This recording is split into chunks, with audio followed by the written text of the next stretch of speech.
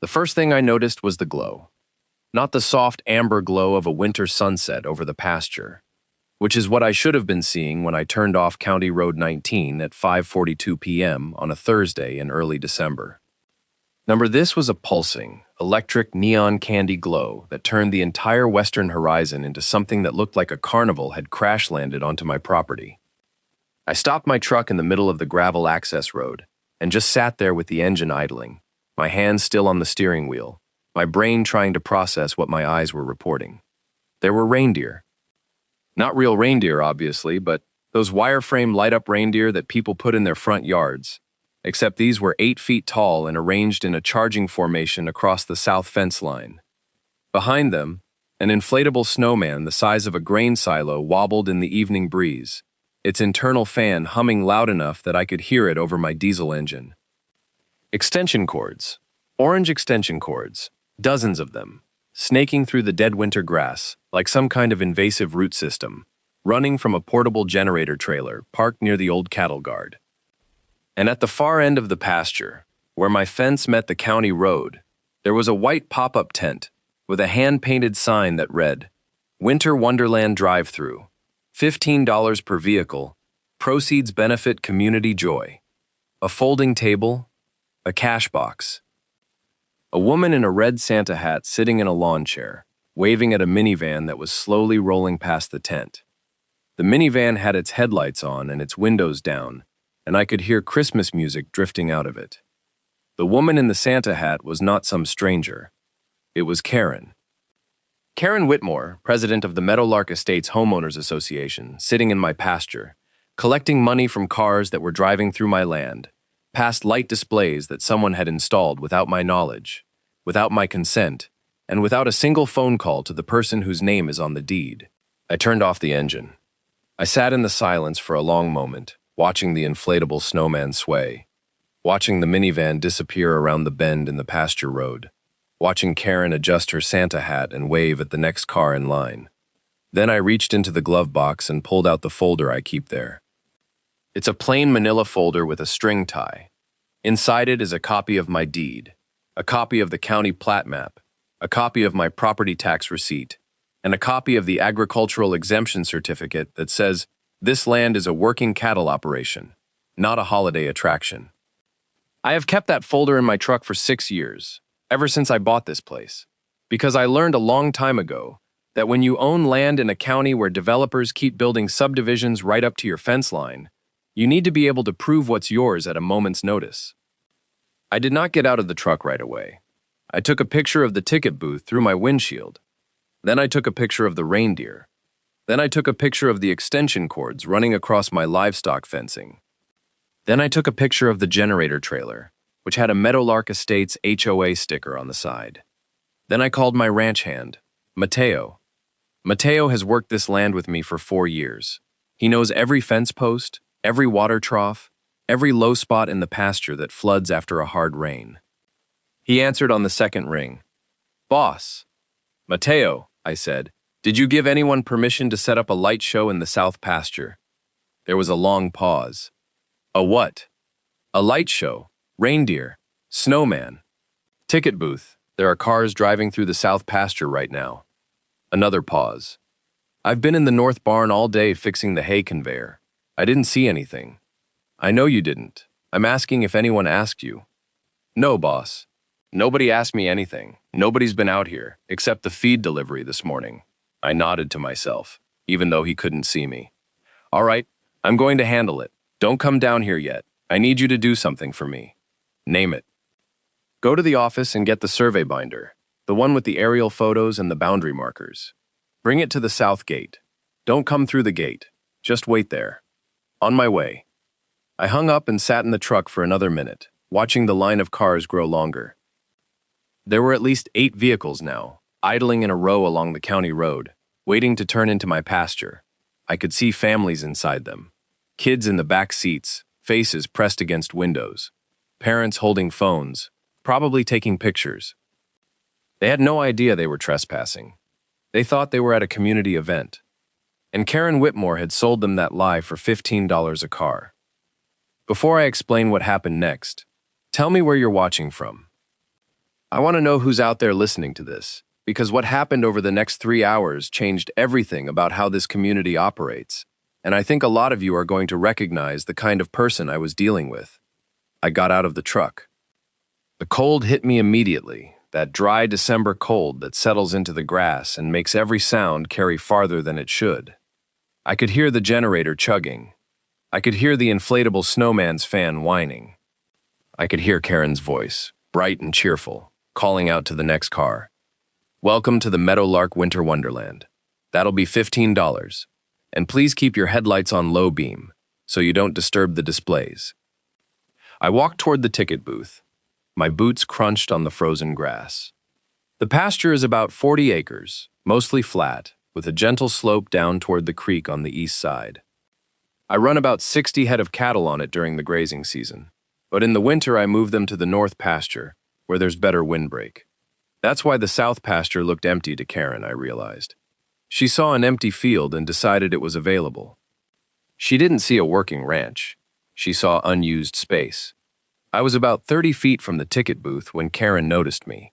Her smile flickered for just a second, then reset itself into something even brighter and more artificial than before. "Oh, hello there. Are you here for the drive-through? It's $15 per vehicle, and we're open until 9. I stopped walking. I looked at her. I looked at the cash box. I looked at the line of cars. I looked back at her. "Karen," I said. She tilted her head, still smiling. "Yes? This is my pasture." The smile didn't move, but something behind her eyes shifted. "Oh, I know. We spoke with the HOA board, and we all agreed that since the field isn't being used this time of year, it would be the perfect location for the community holiday event. The neighborhood really needed some joy this season, you know, after everything that's happened." I didn't know what she meant by everything that's happened, and I didn't ask. "You didn't speak with me," I said. "Well, the board made the decision collectively. We assumed you'd be fine with it. It's for the community. The board doesn't own this land." Karen's smile tightened. "Technically, no, but the HOA does have certain community standards and shared space agreements, and we felt this fell under the spirit of those agreements." "Show me the agreement." "I'm sorry?"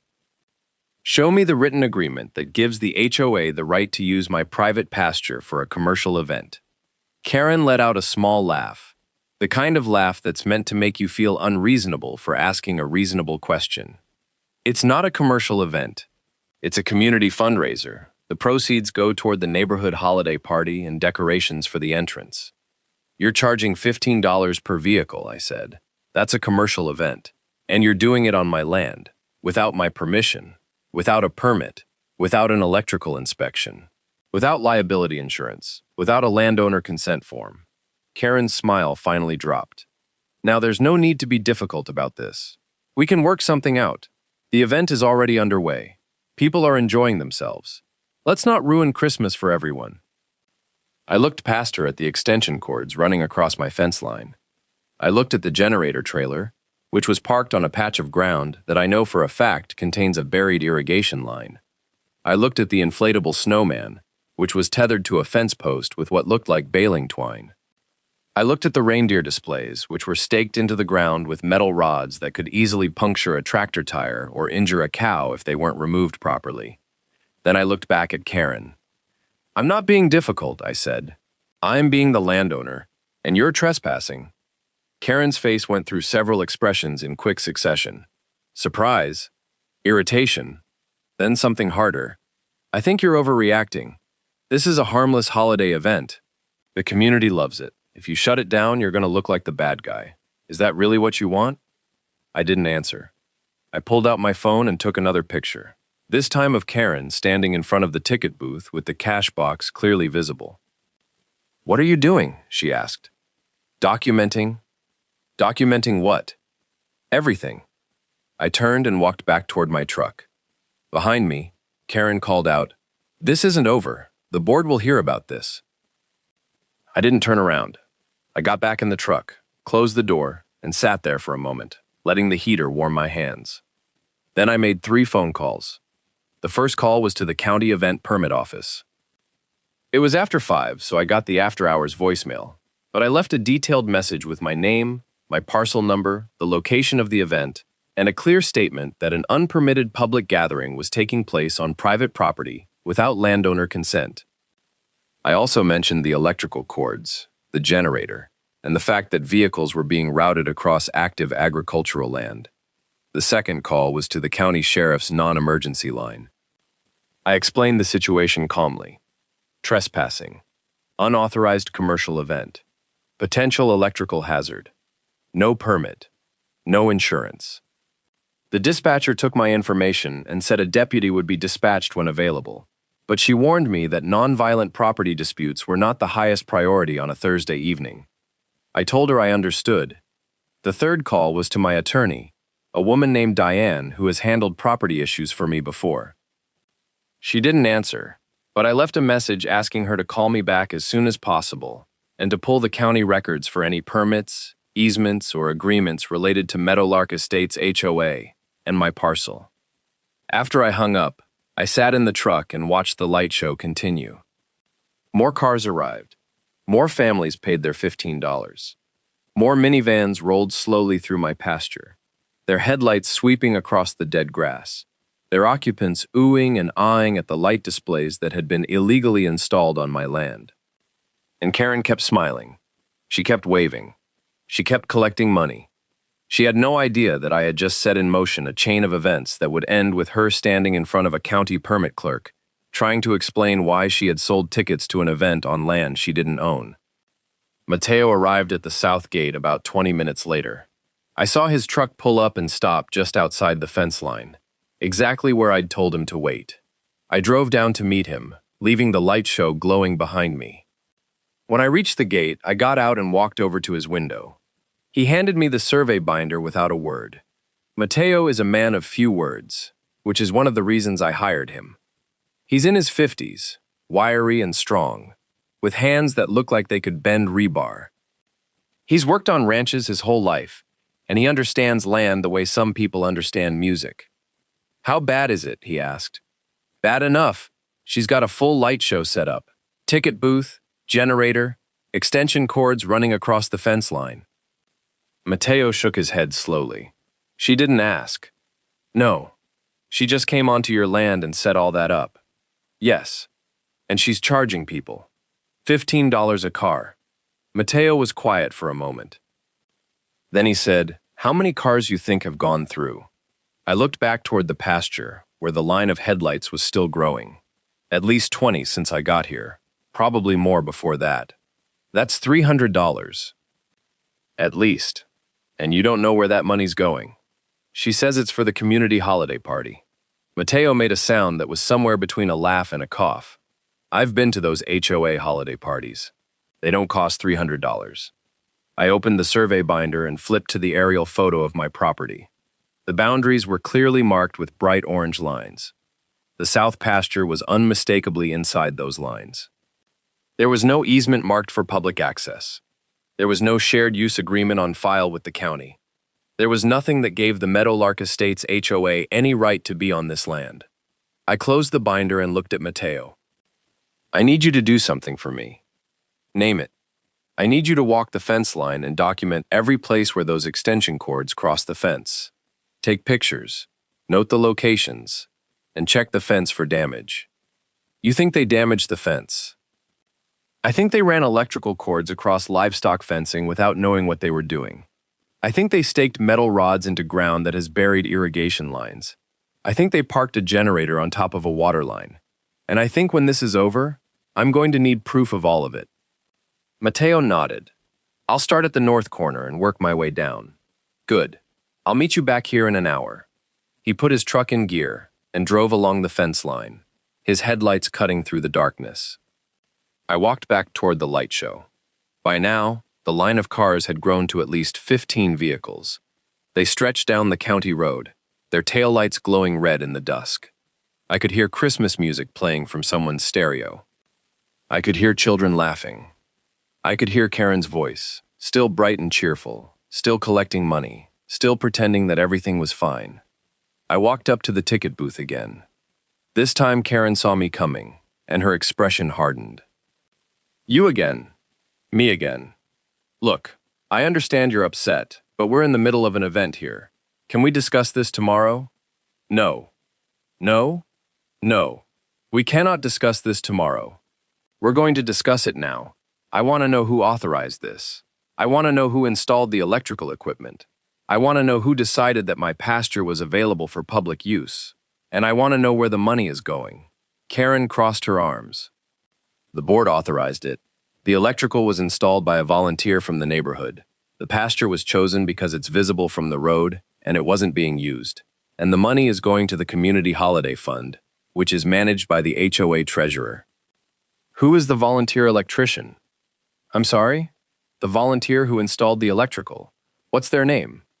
Karen hesitated. His name is Doug Patterson. He lives on Maple Court. He's very handy. Is he a licensed electrician? Another hesitation. I don't see how that's relevant. It's relevant because if an unlicensed person installed electrical equipment on my property and someone gets hurt, I'm liable. It's relevant because if that generator leaks fuel into my soil, I'm liable. It's relevant because if one of those metal stakes punctures my irrigation line, I'm liable. Do you understand what liability means, Karen? Karen's face had gone pale. Doug knows what he's doing. Is he licensed? I don't know. I didn't ask. Did you get a permit for this event? It's a community event. We didn't think we needed a permit. Did you get landowner consent? The board gave consent. The board doesn't own this land. I own this land. Did you get my consent? Karen was silent. Did you get an electrical inspection for the temporary installation? Silence. Did you get liability insurance for a public event on private property? Silence. Did you notify the county that you were routing vehicle traffic across agricultural land? Silence. I nodded slowly. So to summarize, you have no permit, no landowner consent, no electrical inspection, no licensed electrician, no liability insurance, and no county notification. You are operating an illegal commercial event on private property, and you are collecting money from the public while doing so. Karen's mouth opened and closed. Then she said, "You're blowing this out of proportion. It's just a holiday light show. Nobody's getting hurt. People are enjoying themselves. Why do you have to ruin everything?" I looked at her for a long moment. Then I said, "I'm not ruining anything. I'm protecting my land, my livestock, and my legal liability. You're the one who decided to trespass and set up an illegal event without asking permission. You're the one who put the community at risk. You're the one who's going to have to explain all of this to the county when they get here." The county? I called the permit office. I called the sheriff. They're going to want to know who authorized this event and why it's happening on private property without permission. Karen's face went from pale to red. You called the sheriff? Over a Christmas light show? I called the sheriff over trespassing, illegal commercial activity, and potential electrical hazards on my property. The Christmas lights are incidental. At that moment, a minivan pulled up to the ticket booth. The window rolled down, and a man leaned out. "Hi there. 2 adults, 3 kids. How much?" Karen looked at the man. She looked at me. She looked at the cash box. Then she said, "I'm sorry. We're having a slight technical difficulty. Can you give us just a moment?" The man nodded and rolled up his window. Karen turned back to me, her voice dropping to a harsh whisper. "You need to leave. You're disrupting the event. This is my property. I'm not leaving. Then I'll call the sheriff myself." "Go ahead. I already called them. They're on their way." Karen stared at me. I stared back. The inflatable snowman wobbled in the wind. The generator chugged. The Christmas music played. And somewhere in the distance, I heard the sound of a vehicle approaching. That was not a minivan. It was a county sheriff's cruiser. The deputy who arrived was a woman named Deputy Chen. I knew her by sight because she'd patrolled this area for a few years, and I'd waved at her a few times when she drove past the ranch. She parked her cruiser on the county road and walked up to the ticket booth with a flashlight in one hand and a notebook in the other. Her expression was neutral, professional, the face of someone who has seen a lot of strange things and has learned not to react to any of them. "Good evening," she said. "We received a call about a possible trespassing situation and an unpermitted event. Can someone explain what's going on here?" Karen immediately stepped forward. her smile back in place, her voice bright and helpful. "Officer, thank you for coming. I'm Karen Whitmore, president of the Meadowlark Estates HOA. We're hosting a community holiday light drive-through. It's a fundraiser for the neighborhood. I'm not sure why someone called you. Everything is perfectly fine." Deputy Chen looked at Karen. Then she looked at me. "And you are?" "My name is Daniel Reyes. I own this property, all 40 acres of it. The pasture, the fence, the irrigation lines, everything you're looking at. I did not give anyone permission to set up a light show here. I did not give anyone permission to sell tickets. I did not give anyone permission to run electrical cords across my fence or park a generator on my land." Deputy Chen wrote something in her notebook. "Do you have proof of ownership?" "I do." I walked to my truck, retrieved the manila folder, and brought it back to Deputy Chen. She opened it and examined the deed, the plat map, and the tax receipt. She compared the parcel number on the deed to the location where we were standing. Then she looked at Karen. "Ms. Whitmore, did you obtain permission from Mr. Reyes before setting up this event on his property?" Karen's smile was starting to look strained. "We obtained permission from the HOA board. We assumed that was sufficient. The HOA board does not own this property. Mr. Reyes owns this property. Did you obtain permission from Mr. Reyes?" "Not directly, no. But the HOA has certain community agreements, and we felt this fell under the spirit of those agreements." Deputy Chen's expression didn't change. "Ms. Whitmore, do you have a copy of those agreements?" "Well, they're at the HOA office. I don't have them with me." "Do you have a permit for this event?" "It's a community event. We didn't think we needed a permit." "Do you have liability insurance for this event?" "The HOA has insurance." "Does the HOA's insurance cover events held on private property without the landowner's consent?" Karen was silent. "Is Mr. Patterson a licensed electrician?" "I'm not sure." "Was the electrical installation inspected?" "No." Deputy Chen closed her notebook. "Ms. Whitmore, I'm going to need you to shut down this event immediately.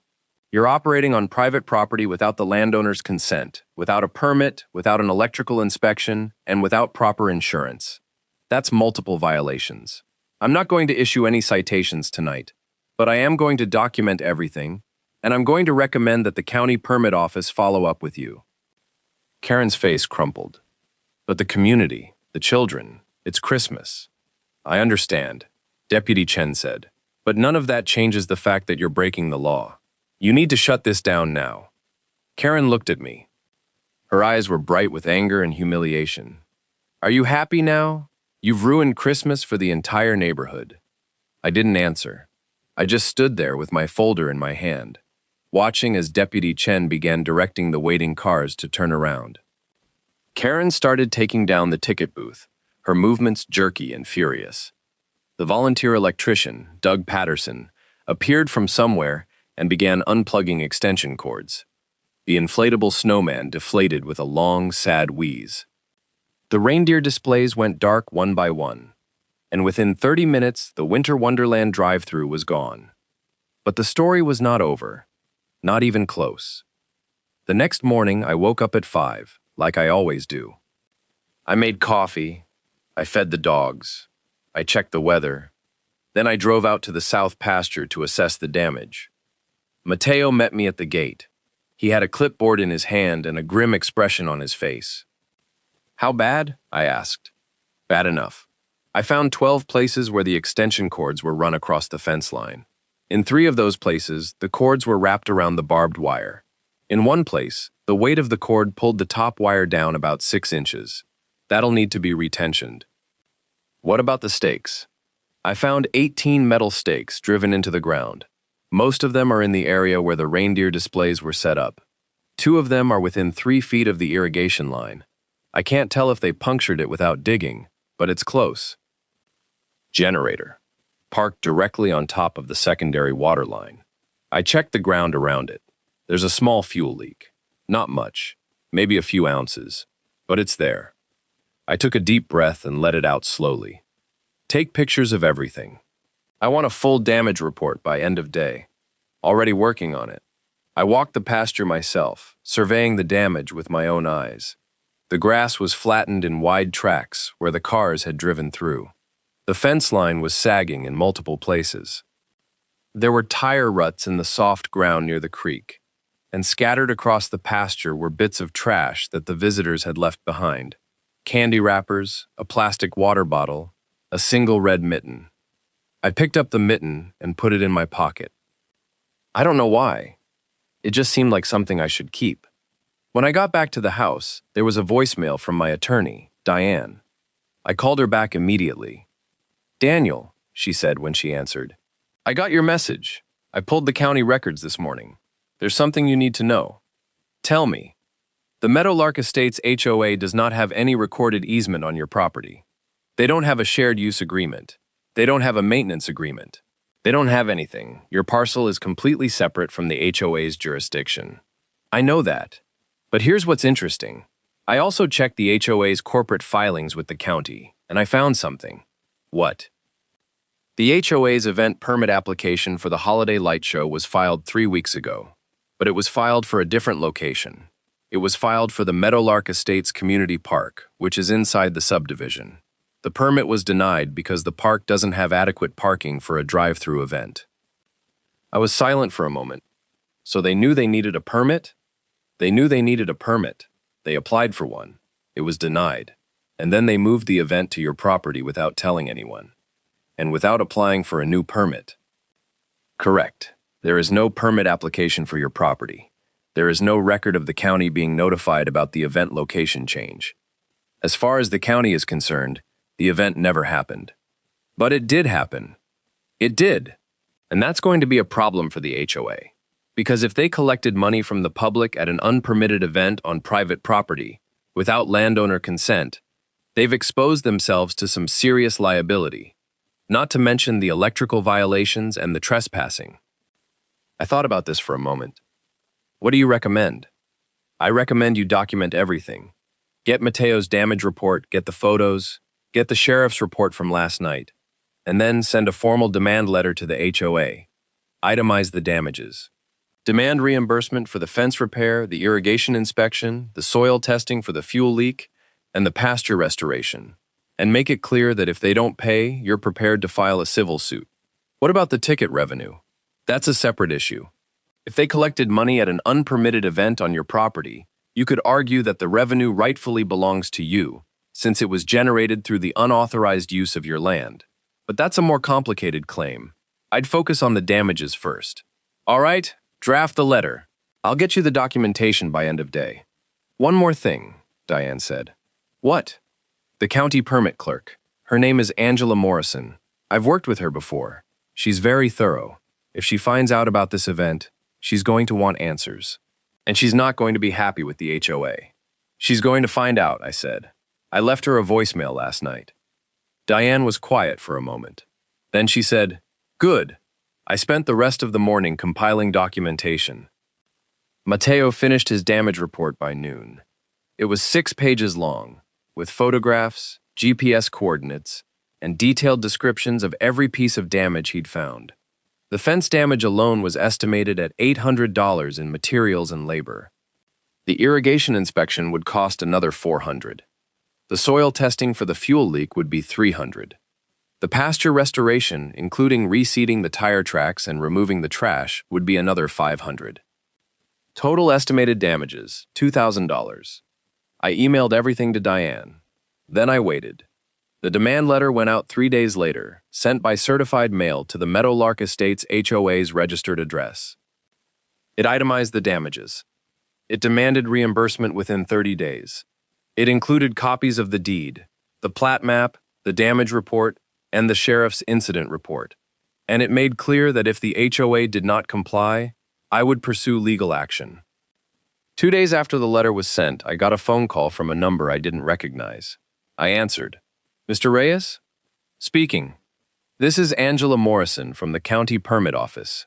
I received your voicemail about an unpermitted event on your property. I'd like to discuss it with you. Do you have time to meet?" "I do. When and where?" "I can come to your property tomorrow morning. Say 9 o'clock. I'll be here." The next morning, Angela Morrison arrived exactly at 9. She was a small woman in her 50s with short gray hair and glasses that hung from a chain around her neck. She carried a clipboard and a county-issued tablet, and she had the air of someone who had been doing her job for a very long time and had seen every possible variation of human foolishness. I showed her the pasture. I showed her where the ticket booth had been set up. I showed her the tire tracks, the fence damage, the generator leak. I gave her copies of Mateo's damage report and the photographs. She examined everything carefully, taking notes on her tablet, asking precise questions about dates and times and names. When she was finished, she looked at me over the top of her glasses. "Mr. Reyes, I want to be clear about something. The county takes unpermitted events very seriously, especially when they involve public safety issues like electrical installations and vehicle traffic on private land. The HOA's actions were not just a violation of your property rights, they were a violation of county code. Multiple violations, in fact. What happens now? Now, I open an official investigation. I'll be contacting the HOA board, the volunteer electrician, and anyone else involved in organizing this event. Depending on what I find, the HOA could be facing fines, permit revocations, and possibly criminal charges for the electrical violations. Criminal charges? If the electrical installation was done by an unlicensed person and it created a public safety hazard, yes, that's a misdemeanor in this county. I nodded slowly. What about the ticket revenue? That's outside my jurisdiction. But I can tell you that operating an unpermitted commercial event is a separate violation, and the county can impose fines based on the revenue generated. If the HOA collected money without a permit, they're going to have to account for every dollar. Angela Morrison left an hour later, her tablet full of notes and photographs. As she drove away, I stood in the pasture and looked at the place where the inflatable snowman had been. The grass was still flattened there. The tire tracks were still visible. The fence was still sagging. But something felt different. The weight of the violation was no longer just mine to carry. The county was involved now. The machinery of official accountability was in motion. And Karen Whitmore had no idea what was coming. The HOA board meeting was scheduled for the following Tuesday. I found out about it because one of my neighbors, a woman named Susan who lives on the edge of the subdivision and has always been friendly to me, called to let me know that Karen had added an emergency agenda item about the Pasture incident. "She's telling everyone that you threatened her," Susan said. "She's saying you called the sheriff on a children's Christmas event and that you're suing the HOA for no reason." That's not exactly accurate. I figured. That's why I'm calling. I thought you should know what she's saying. Thank you, Susan. I appreciate it. Are you going to the meeting? I wasn't planning to. I'm not a member of the HOA. You could still come. It's a public meeting, and I think a lot of people would want to hear your side of the story. I thought about it for a moment. What time does it start? 7 o'clock at the community center. I'll be there. The community center was a small building at the entrance of the Meadowlark Estates subdivision. It had a meeting room with folding chairs, a podium, and a whiteboard that someone had decorated with hand-drawn snowflakes. When I arrived at 6:55 p.m., the room was already half full. About 30 people were sitting in the folding chairs, and more were arriving. I recognized some of them from the light show, the families in the minivans, the parents who had paid $15 to drive through my pasture. They didn't recognize me. I took a seat in the back row and waited.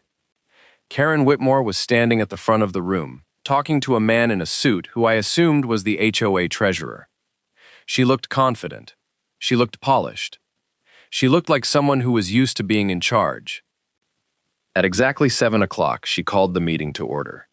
She went through the usual agenda items, minutes from the last meeting, treasurer's report, committee updates. The treasurer's report included a line item for holiday event revenue, which was listed as $1,275. I wrote that number down in my notebook. Then Karen reached the emergency agenda item. As many of you know, she began, our community holiday light drive-thru was unfortunately shut down last Thursday due to a misunderstanding with a neighboring property owner. I want to assure everyone that the board is handling this situation and that we expect a resolution soon. A man in the front row raised his hand. What kind of misunderstanding? The property owner claimed that we didn't have permission to use the field, which is technically true, but the board had made a good faith decision based on community need. We're working to resolve it.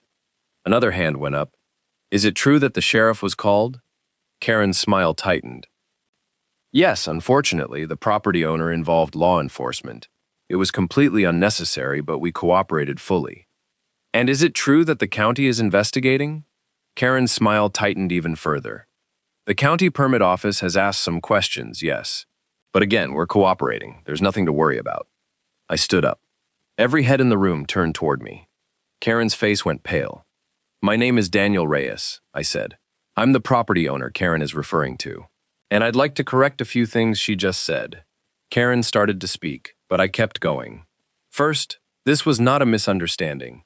The HOA set up a commercial event on my private property without my permission. They did not ask me. They did not notify me. They just did it. Second, the sheriff was called because what the HOA did was illegal. Trespassing is illegal. Operating an unpermitted event is illegal. Installing electrical equipment without a license or an inspection is illegal. I didn't call the sheriff to ruin Christmas. I called the sheriff because the HOA was breaking multiple laws on my land. Third, the county is investigating because the HOA applied for an event permit for a different location, was denied, and then moved the event to my property without telling anyone. That's not a misunderstanding. That's a deliberate violation of county code. And fourth, the HOA collected $1,275 in ticket revenue from an event that was held illegally on my property. I'd like to know where that money is going. The room was silent. Karen's face had gone from pale to red. This is outrageous, she said. You can't just come in here and make accusations. I'm not making accusations, I said. I'm stating facts, and I have documentation to back up every single one of them. I walked to the front of the room and placed a folder on the podium. Inside the folder were copies of my deed, the plat map, the damage report, the sheriff's incident report, the county permit application that had been denied, and the demand letter my attorney had sent. This is my deed, I said, holding it up. It proves that I own the pasture where the light show was held. The HOA has no easement, no shared use agreement, and no legal right to be on that land. This is the county permit application that the HOA filed 3 weeks ago. It was for the community park, not my pasture. It was denied. The HOA knew they needed a permit.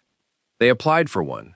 When it was denied, they moved the event to my property without permission and without telling the county. This is the damage report from my ranch hand. It documents fence damage, irrigation line risks, a fuel leak from the generator, and pasture damage from vehicle traffic. Total estimated damages, $2,000. And this is the demand letter my attorney sent to the HOA. It requests reimbursement for the damages within 30 days. If the HOA does not pay, I will file a civil suit. I looked at the room full of neighbors. I'm not here to ruin anyone's Christmas. I'm not here to be difficult. I'm here because the HOA violated my property rights, broke multiple laws, and then lied to all of you about what happened. You deserve to know the truth. The room erupted. People started talking all at once, asking questions, demanding answers. Karen was trying to speak, but no one was listening. The treasurer was frantically flipping through papers. The man in the suit was on his phone, probably calling the HOA's attorney. And I just stood there, calm and quiet, watching the consequences unfold. The aftermath was slow and thorough. The county investigation concluded 6 weeks later. The HOA was fined $5,000 for operating an unpermitted event. Doug Patterson, the volunteer electrician, was cited for performing electrical work without a license. The HOA's insurance company denied coverage for the incident because the event was held on property the HOA didn't own and without proper permits. The HOA board held an emergency meeting and voted to remove Karen Whitmore as president. She resigned before the vote could be recorded. The HOA paid my damages in full, $2,000 for the fence repair, irrigation inspection, soil testing, and pasture restoration. They also agreed to reimburse the $1,275 in ticket revenue to the families who had attended the light show, although I suspect most of that money was never actually returned. The county permit clerk, Angela Morrison, sent me a formal letter thanking me for my cooperation and confirming that the investigation was closed. And the Meadowlark Estates HOA was placed on a 1-year probationary period, during which they were required to get county approval for any community event, no matter how small. I spent the winter repairing the pasture, Mateo and I retensioned the fence. We inspected the irrigation lines and found, thankfully, that the stakes had missed them by inches. We cleaned up the fuel leak and reseeded the tire tracks. By the time spring arrived, the south pasture looked like nothing had ever happened there. The grass grew back. The fence stood straight. The cattle returned. And I went back to my quiet life, waking up at 5, making coffee, feeding the dogs, checking the weather. Sometimes in the evenings, I would walk out to the south pasture and stand at the gate, looking at the place where the inflatable snowman had been. I would think about Karen Whitmore and her clipboard and her Santa hat and her bright, artificial smile. I would think about the families in the minivans, the children laughing, the Christmas music playing. I would think about the extension cords and the generator and the metal stakes driven into the ground.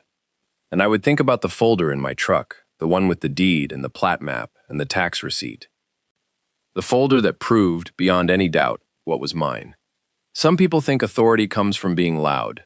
Some people think ownership is about who shows up first, or who talks the longest, or who has the most friends on the board. But real ownership is quieter than that. Real ownership is a piece of paper in a folder, recorded at the county, waiting for the moment when someone tries to take what isn't theirs. And when that moment comes, you don't need to shout. You just need to open the folder.